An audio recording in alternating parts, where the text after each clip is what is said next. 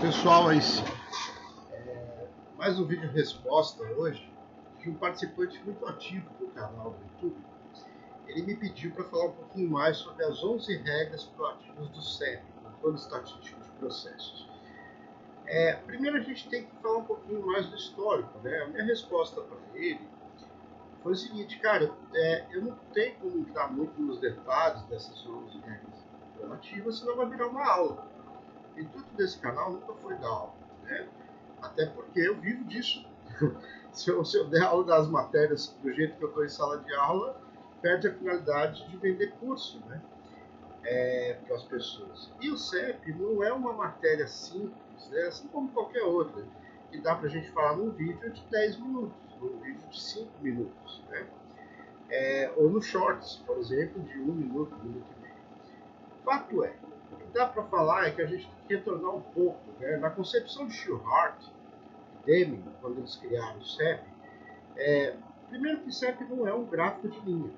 As pessoas confundem muito isso. Eu arrisco até dizer que eu nunca vi no Power BI atual, em alguma empresa, né, em todos os meus clientes, um gráfico de linha correto.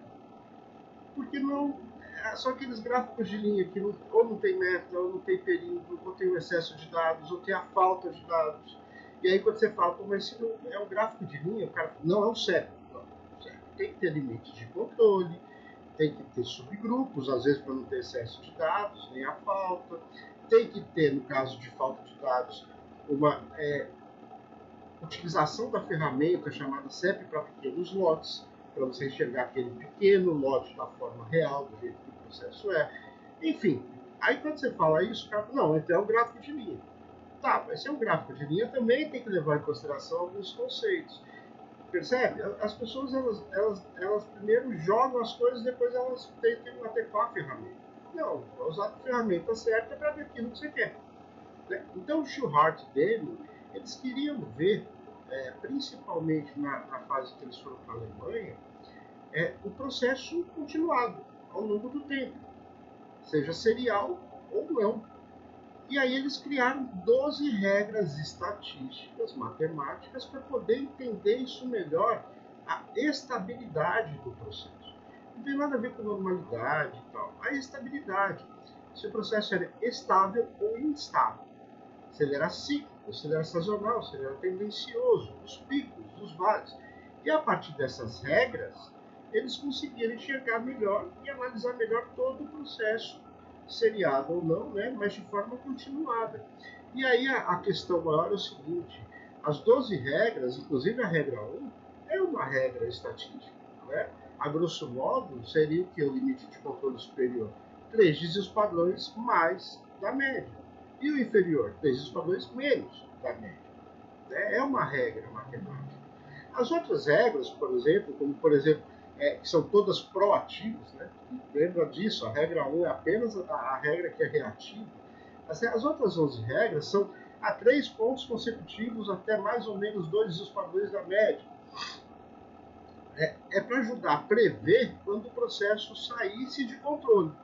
E a partir daí, entender isso de forma matemática, a sazonalidade, se era algo cíclico, se era algo tendencioso mesmo, né? Deming até fez a definição de tendência a partir do CEP, né? 6 pontos consecutivos na mesma ordem, na mesma direção. Então, todas as outras regras é para você evitar que o processo saísse de controle e, quando acontecia, entender o porquê dessa saída de controle. Entender a variabilidade. Quando você faz o CEP de dados contínuos, você usa, né, as regras, tanto para o gráfico de dados individuais ou subgrupos médios, quanto para a variabilidade, né, o gráfico de variância ou amplitude. Quando você faz para dados discretos, é um gráfico só, você consegue enxergar tudo ali, uma vez que são números inteiros.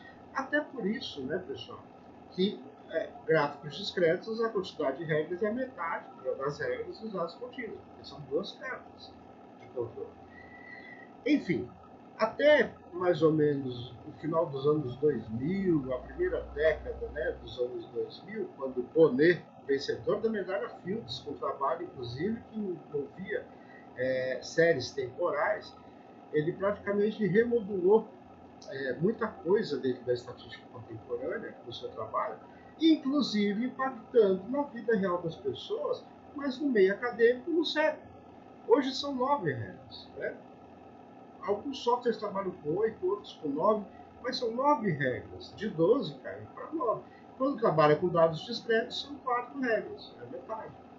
Então, as regras, tirando a regra 1, que é reativa, a regra 2, 3, até a regra 8, né, ou 9, dependendo do software que você vai trabalhar, são para você atuar antes de sair de controle. Esse é o te avisa, olha, aqui a chance do negócio sair de controle é muito grande. E aí tem que saber interpretar cada uma delas, né? Que estão explícitas do software. Se você clicar, por exemplo, no Minitab, for na aba testes, aparecem todos os testes lá, que são as 8 regras. Né? Se você for, qualquer software que eu conheço, tem explícita quais são essas regras. E no momento que você atua, você entender essa sazonalidade, essa tendência, essa instabilidade do seu processo, mesmo que seja momentâneo. Né? Você pode saber se é cíclico ou não. De tempos em tempos acontece. Não, foi uma vez porque aconteceu algo pontual, mudou alguma condição de controle do seu processo e você atua. Então eu acho que a mensagem, né, tentando esclarecer um pouco mais o participante do canal, sem entrar na aula sobre o assunto, eu acho que é isso. Primeiro, entender que o CEP, o controle estatístico, não é um gráfico de um. Segundo, entender que as regras são matemáticas, estatísticas, que apenas a regra 1 é a regra que você atua depois que já deu problema. Né? Terceiro, entender a importância das outras regras no sentido de você entender o processo como um todo e poder tirar mais informação daquilo. E por último, o domínio dos conceitos. Você tem que escolher a primeira ferramenta certa para aquilo que você quer enxergar. E não simplesmente botar um gráfico ou uma análise estatística e dali tentar adequar a sua ferramenta para poder. Não é por aí. Né? Tudo tem que ter um porquê, tudo tem que ter um objetivo. A ferramenta ela só existe para ajudar você a resolver um problema, para tirar alguma conclusão, tomar uma ação a partir dela. Então, eu acho que essa é a grande mensagem. Lembre-se sempre, excesso de dados é tão ruim quanto a falta, né? E principalmente entender que, às vezes, pequenas amostras, né?